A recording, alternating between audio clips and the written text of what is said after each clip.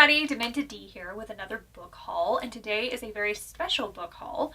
A couple of months ago, back in August, was my birthday. I turned exactly 9 years old, and what everybody decided to give me this year was books. Well, okay, I say this year like that doesn't happen pretty much every year because my wish list is long. There's probably about, I don't know, 20 pages or so of books I want to read and want to own. So everybody was very happy to donate to the Demented Librarian cause, so to speak.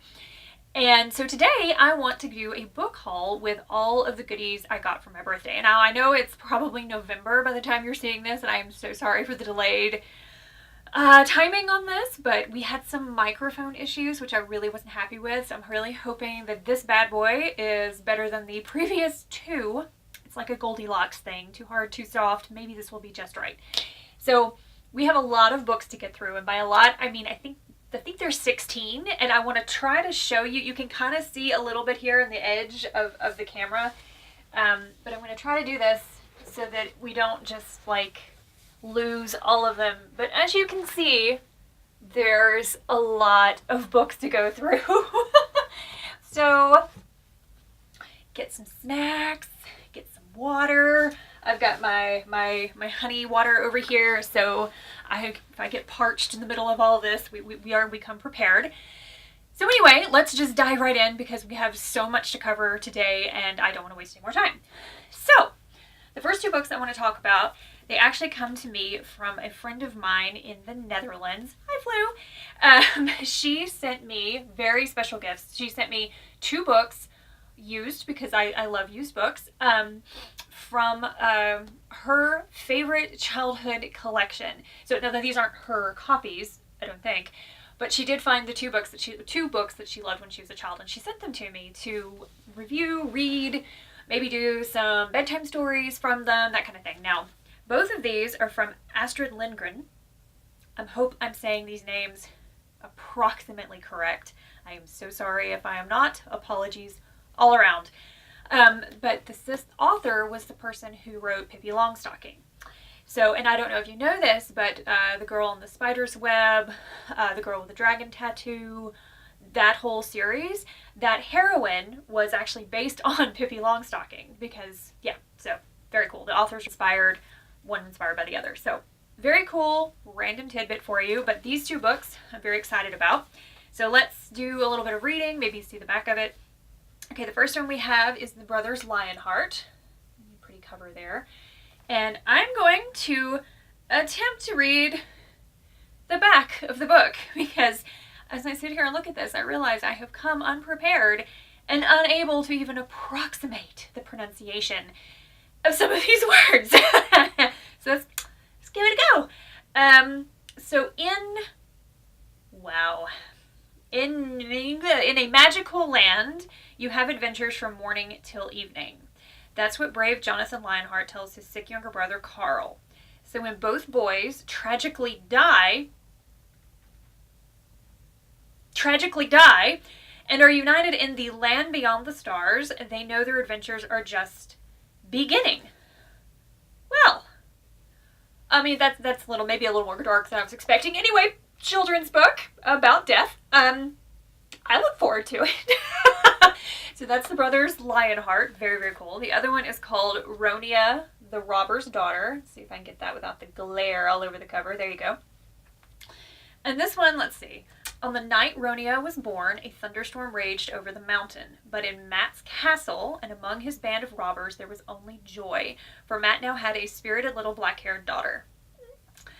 Soon Ronia learns to dance and yell with the robbers, as it should be, but it is alone in the forest that she feels truly at home. Then one day Ronia meets Burke, the son of Matt's arch enemy, as it happens.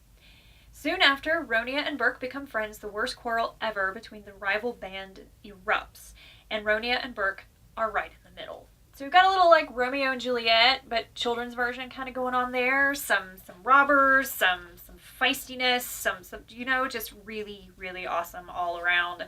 Fantastic. So very cool. I love these 2 books. I'm hoping to do maybe a bedtime story series where I read aloud from some of these. Gonna work on my pronunciations before we do that. Just saying. All right, so there's 2 down. Okay, so let's see. Next we have, okay, I want to talk about the next 5 in kind of a group. So this year I've been very lucky to have a lot of visitors. My friend Flu came in from the Netherlands. I have a really close friend, A.F. Henley, who came to visit me from Canada. And Henley brought me 5 books from the local, how is it Henley put it, the Lost Children's store. Basically, the Overrun has managed to wind up into this little bookstore seller. So if you print a run of books, say 25,000, and you've got, I don't know, 1,000 left over that didn't sell from a particular location or a group of locations, they all go to this store to sell them at a discount. So that's how discount sales bookstores work, right? So Henley brought me 5. Yes. Always the overachiever. And each of which carries still the used sticker price on them because, you know, it's very important to be authentically used in the Demented Ink library. But no, very cool. And all of them should be from different genres. So let's jump right in. This should be cool. This first one up is called Dear Lucy, a novel by Julie Sarkisson. It looks like her Sarkisson. I'm going to leave it to your interpretation on how we say that last name. Then the front here we've got Boldly Lyrical, Suspenseful by Joyce Carol Oates, Stunning Debut, Dazzling from the book list. Let's see when we were released. We released in 2013. Okay, very, very cool. Alright, so let's read the back. Lucy is a young woman with an uncommon voice and an unusual way of looking at the world. I can get behind this. Her only friend on the farm where she lives is a pregnant teenager named Samantha, who tells conflicting stories about her past. When Samantha gives birth and her baby disappears, Lucy arms herself with Samantha's diary and a pet chicken named Jennifer and embarks on a dangerous and exhilarating journey to reunite mother and child.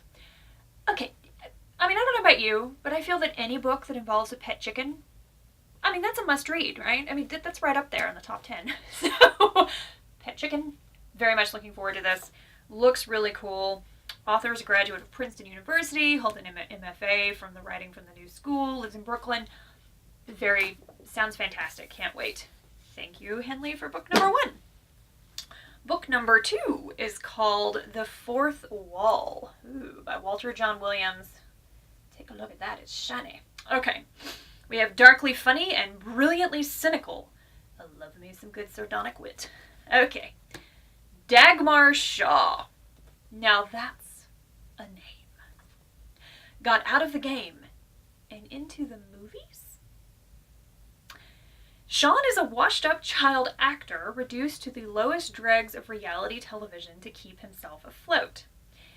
This is not starting out where I thought it was going to start out. His life was a downward spiral of alcoholism, regret, and failure, until he met Dagmar Shaw. The world of Dagmar Shaw, however, is rarely straightforward. People tend to die around her, and now she wants Sean for something. A movie, she says. But who's to say what her real game is? Huh. Interesting. Following the acclaim, This Is Not a Game in Deep State, The Fourth Wall is Walter John Williams' new thriller set in the extremely near future. Well, how interesting. And I love that there's other books here that, if I want to explore those, can totally get on board with that. Ooh, there's lots of books by Mr. Walter John Williams. That's fantastic. I love an author with some depth and breadth so that if I really get into them, I can get into them. So, very cool. All right. Excellent. Fourth Wall. Looking forward to that a lot. That sounds fantastic. Next up, we have, I believe this is young adult. I think it's the start of a series. It's called The Hollow. The very cool purple cover there. Some of my favorite colors. This is by Jessica Verde. Yep, book 1 in the New York Times bestselling The Hollow trilogy. So again, 2 more books forthcoming after this, if this one meets the Demented Librarian's approval. Anyway, let's read the back. When Abby's best friend, Kristen, vanishes at the bridge near Sleepy Hollow Cemetery. I've been there, by the way. I once did this very random road trip with my mother, as my mother and I love to road trip together. And it turned into the road trip where we visited cemeteries. It wasn't intentional. It's not like we started out like this with our agenda. But we ended up visiting the cemetery where Stephen King's Pet Sematary was filmed. We visited Sleepy Hollow Cemetery. We visited this other historical cemetery site. there's a lot of cemeteries and death on that trip, but it was very cool. The Sleepy Hollow Cemetery is fantastic. It's in this wonderful little town, and you can walk through all of the gravestones and get to do rubbings, and it's very cool. Go there if you haven't, if you're into cemeteries. And I mean, really, who isn't? Everyone else is all too quick to accept that Kristen is dead, and rumors fly that her death was no accident. Abby goes through the motions of mourning her best friend, but privately she refuses to believe that Kristen is really gone. Then she meets Caspian, the gorgeous and mysterious boy. Aren't all Caspians gorgeous and mysterious boys? I mean, some might be gorgeous and mysterious girls. Yeah, you never know. Who shows up out of nowhere at Kristen's funeral and keeps reappearing in Abby's life. Caspian clearly has secrets of his own, but he's the only person who makes Abby feel normal again, but also special. Just when Abby starts to feel that she might survive all this, she learns a secret that makes her question everything she thought she knew about her best friend. How could Kristen have kept silent about so much? As Abby struggles to understand Kristen's betrayal, she uncovers a frightening truth that nearly unravels her, one that will challenge her emerging love for Caspian, as well as her own sanity. Oh yeah. The Hollow, ladies and gentlemen. Looks good. I look forward to it. I mean, the back cover description's a little vague, which means that either there's a whole lot of meat to this, or maybe not a lot of meat at all, but you know, everybody loves some good fluff, and I love some characters named Caspian. I mean, come on. Okay, there we go. I mean, it's not a pet chicken, but it is a boy named Caspian. Okay. Next up, we have something called The Orphan Master. Interesting. This is one of those textured covers, which I really, really like what they're doing with softback books these days. This is a novel of early Manhattan, and it's by Jean Zimmerman. Very, very cool. All right. Ooh, it says a love story wrapped around a murder mystery set in 17th century New York. Oh, I love historical fiction. Okay, let's do this. In 1663, so we're going back a little bit, in the hardscrabble colony of New Amsterdam. It's fantastic. I write books in a city called New Amsterdam. This book's already up, like moving itself up to the next to read list. Okay, today's Lower Manhattan. Orphan children are going missing and residents suspect a serial killer. The list of possible culprits is long and strange. Rumors of witchcraft and espionage fly. Among those looking into the mystery are a shrewd young Dutch woman, Blandine van Koevering, and a dashing Englishman, Edward Drummond, whose newfound romance is threatened by horrible accusations.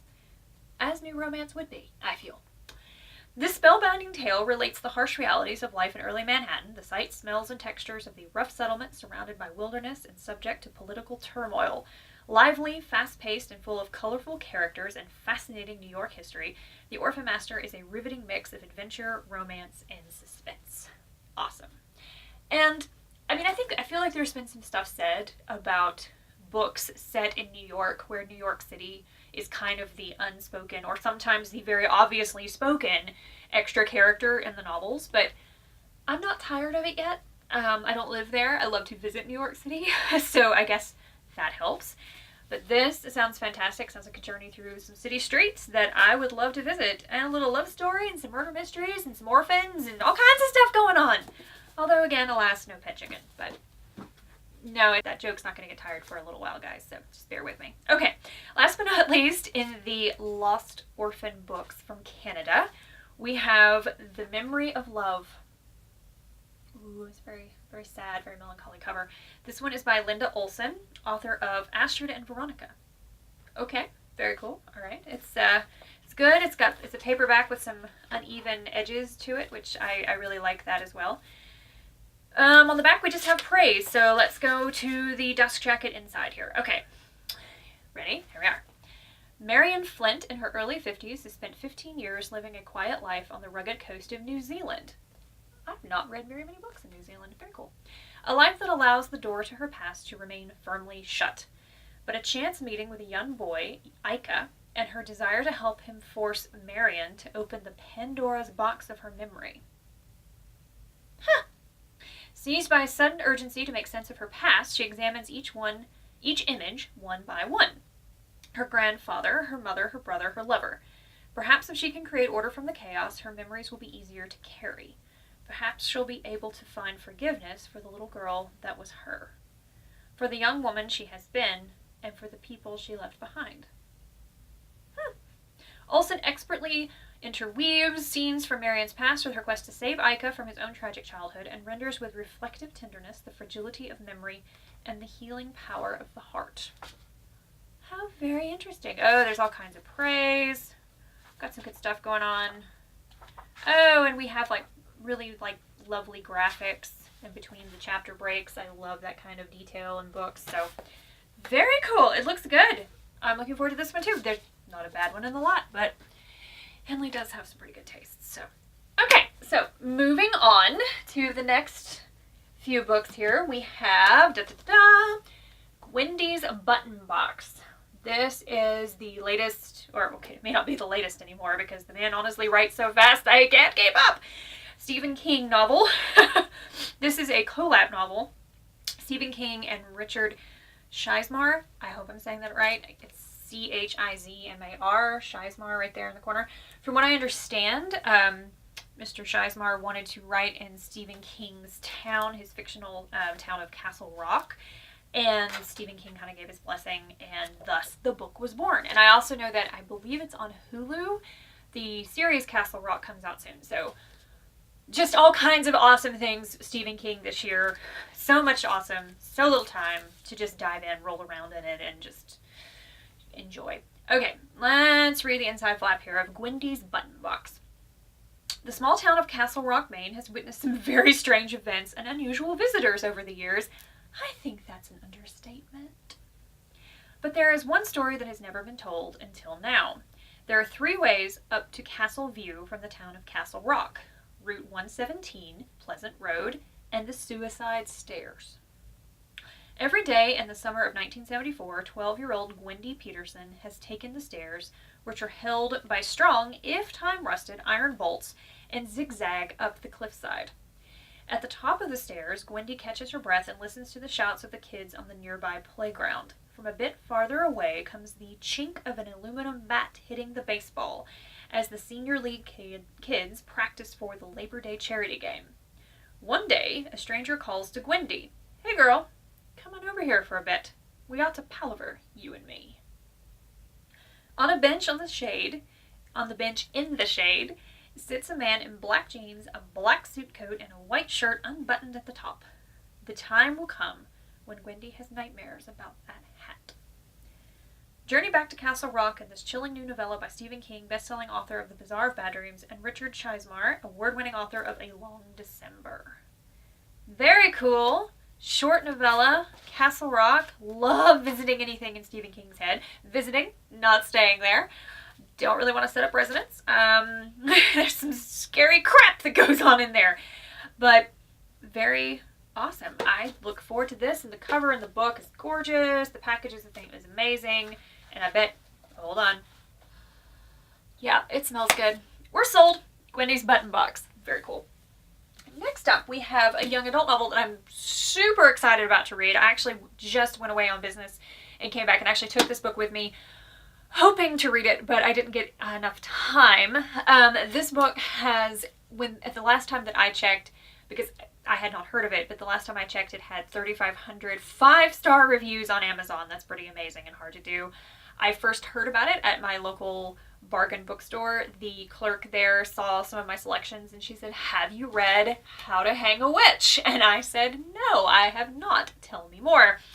But this book, How to Hang a Witch, is by Adriana Mather, who is a 12th generation descendant of Cotton Mather, who was, of course, involved in the Salem witch trials. So this book is very much, apparently, so I've read and hear, kind of a love child, lifelong project goal of Adriana Mather's. So very cool history, background story, family heritage, the whole shtick. So let's jump right in. Salem, Massachusetts is the site of the infamous witch trials and the new home of 16-year-old Samantha Mather. Recently transplanted from New York City, Sam is not exactly welcomed with open arms. She is a descendant of Cotton Mather, one of the men responsible for those trials, and almost immediately she becomes the enemy of a group of girls who call themselves the Descendants. Any guess who their ancestors are? As if dealing with that wasn't enough, Sam finds herself face to face with a real, live, well, technically dead ghost. A handsome, angry ghost who wants Sam to stop touching his stuff.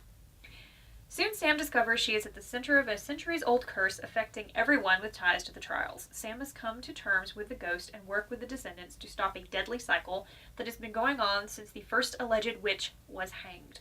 If any town should have learned its lesson, it's Salem, but history may be about to repeat itself. That is fantastic. Very, very cool. Love it. Can't wait. So excited. I may just have to start reading 8 books at a time. I mean, I already read about 4 or 5 at a time. Clearly, I need to up my game. Anyway, very cool. Awesome book. Okay. Next up. Okay. This one, So, if you've never seen a little movie called The Princess Bride, you need to stop watching this film right now, immediately. Just shut off this video, turn off YouTube, go directly to Netflix, Amazon, someplace, Walmart, Amazon, get it, buy it, rent it, watch it, and then come back. I'll be here. No worries. It's an amazing movie, cult classic, so much good stuff to say. And they put out a picture, this really, really awesome collector's edition hardback of The Princess Bride. And this is one that I'm just so excited to read. It's lovely. It has illustrations. It's got those wonderful acid-free heavy pages. It's just so very cool. So let's oh, and this is amusing to me because on the inside cover jacket where it does say the price up here, it says $25, which is the price of the hardback, and then it says /higher in Canada. We don't know how much higher, just higher. Okay. So let's read the inside cover of The Princess Bride. Here, William Goldman's beloved story of Buttercup, Wesley, and their fellow adventurers finally receives a beautiful illustrated treatment. A tale of true love and high adventure, pirates, princesses, giants, miracles, fencing, and a frightening assortment of wild beasts, The Princess Bride is a modern storytelling classic. As Florin and Gilder teeter on the verge of war, the reluctant Princess Buttercup is devastated by the loss of her true love, kidnapped by a mercenary and his henchmen, rescued by a pirate, forced to marry Prince Humperdinck, and rescued once again by the very crew who absconded with her in the first place. In the course of this dazzling adventure, she'll meet Vizzini, the criminal philosopher who will do anything for a bag of gold, Fezzik, the gentle giant, Inigo, the Spaniard whose steel thirsts for revenge, and Count Rugen, the evil mastermind behind it all. Foiling all their plans and jumping into their stories is Wesley, Princess Buttercup's one true love and a very good friend of a very dangerous pirate. This, I love it. I can't say enough good things. This is a fantastic copy if you're a collector, if you're interested. Just so excited to sit down and just really enjoy this next to a fire, maybe with some cookies and some hot tea. All right, Princess Bride. Next up, we have a fun little novel, which was also made into a movie, called John Dies at the End. Spoiler. This book, I've actually already read this, and you can see the little tag in here, which is my notes for the review video I want to do. I will save all the details for the review, but the short version is, this is a novel by a guy named David Wong, which is the pseudonym for Jason Pargin, who's an online humorist, a National Lampoon contributor, and he's the senior editor at Cracked.com. He wrote this book. This is the first one, I think, in a trilogy, or at least I think there's 2 other books now after it, but this one was made into a movie. I saw the movie several years ago, fell totally in love. It was not what I expected, and it was amazing, and sort of horrifying and hilarious all at the same time. So I really wanted to read the book that the movie was based on. So let's read the back. The back tells you, well, you'll see. Stop. You should not have touched this book with your bare hands. No, don't put it down. It's too late. They're watching you. My name is David Wong. My best friend is John. Those names are fake. You may want to change yours too. You may not want to know about the things you'll read in these pages, about the sauce, about Korok, about the invasion and the future. But it's too late. You touched the book. You're in the game. You're under the eye. The only defense is knowledge. You need to read this book to the end, even the part with the bratwurst. Why? You just have to trust me. The important thing is this. The drug is called soy sauce, and it gives users a window into another dimension. John and I never had the chance to say no. You still do.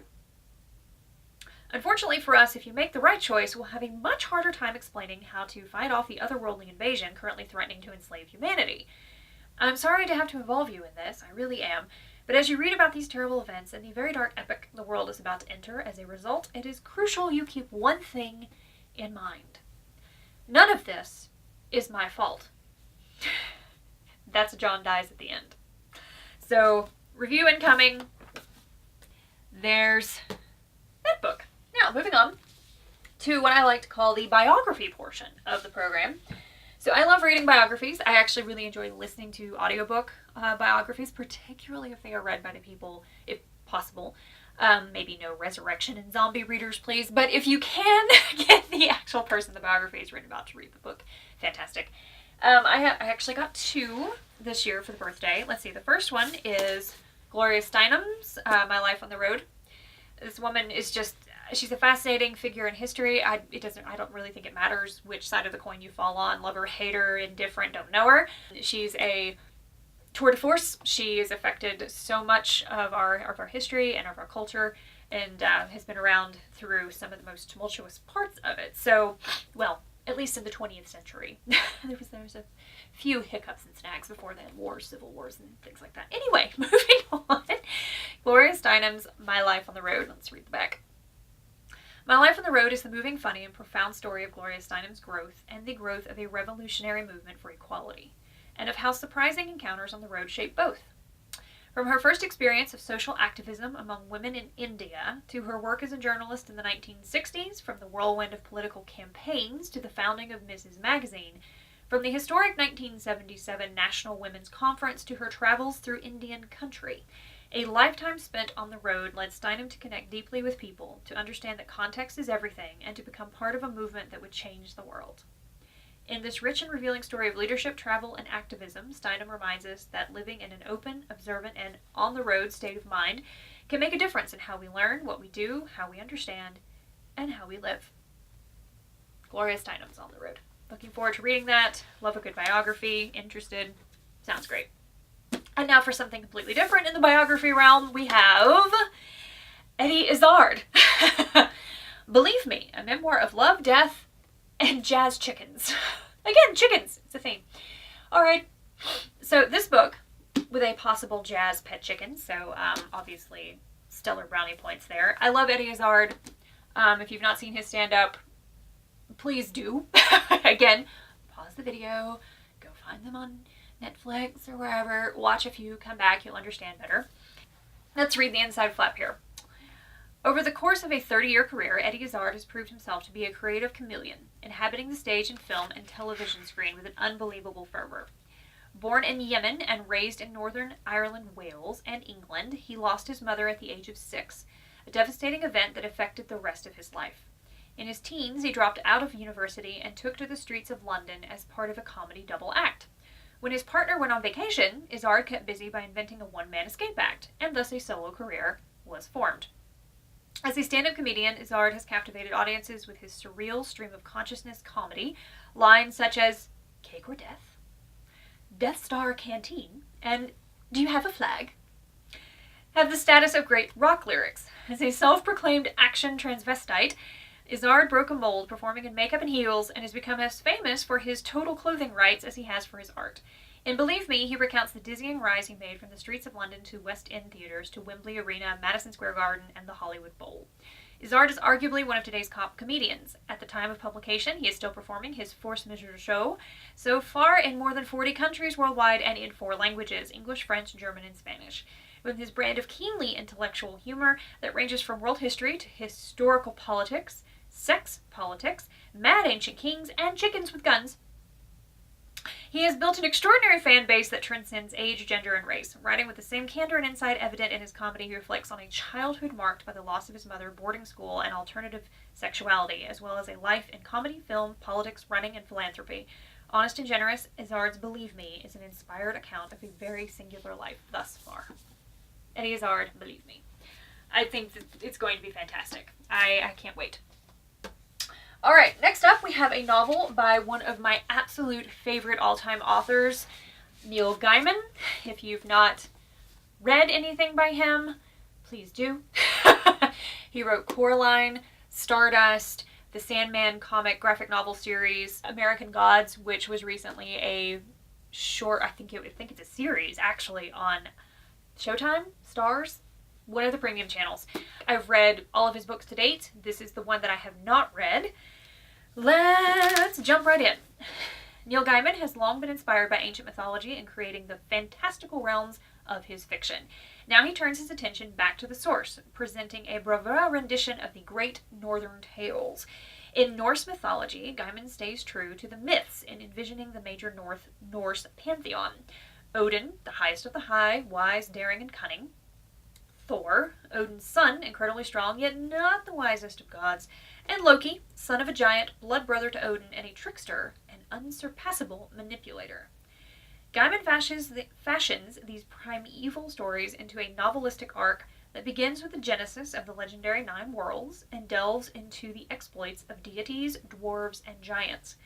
Once, when Thor's hammer is stolen, Thor must disguise himself as a woman, difficult with his beard and huge appetite, to steal it back.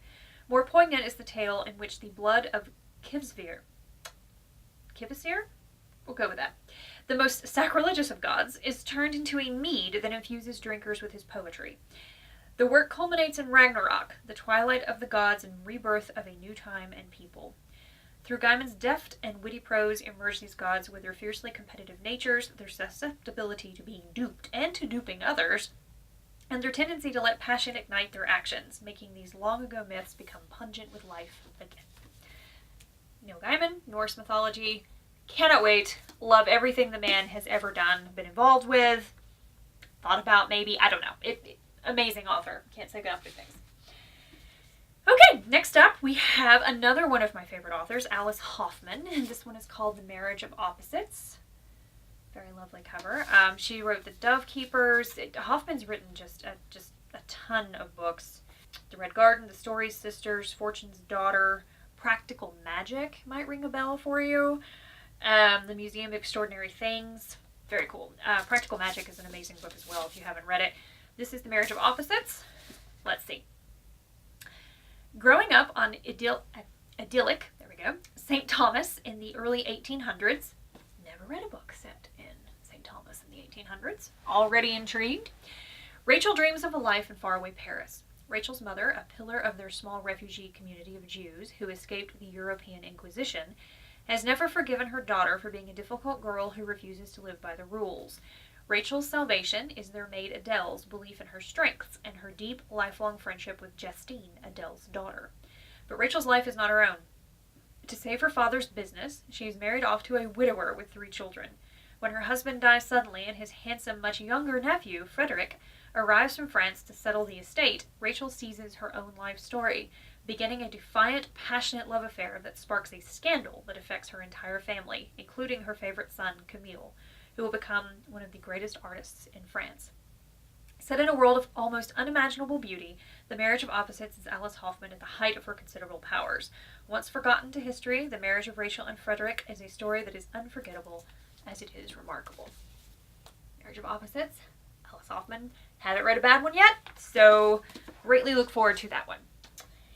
We have come to the final book in today's book haul. Thank you for sticking with me if you're still awake. If you've probably run out of water and snacks and tea by now, but bear with me, we have one left. And this one is The Beguiled by Thomas Cullinan. There we go. This book, the movie came out recently. Sofia Coppola did the movie with Nicole Kidman, Kirsten Dunst, Ellie Fannin, and Colin Farrell, an actor, not an actress. Are we calling them all actors now? I kind of lose track. But either way, amazing cast. And I didn't see the movie, but I really wanted to read the book after I saw the preview of the movie. And it surprised me to learn that this book was actually written, I want to say in the 1960s. Let me take a quick gander here. Yes, 1966. I didn't know that it was written then. Have read it. It's again tagged for review, so you will see that video in the future. So let's read the back. Wounded and near death, a young Union Army corporal is found in the woods of Virginia during the height of the Civil War and brought to the nearby Miss Martha Farnsworth Seminary for Young Ladies. Almost immediately, he sets about beguiling the 3 women and 5 teenage girls stranded in this outpost of southern gentility, eliciting their love and fear, pity and infatuation, and pitting them against one another in a bid for his freedom.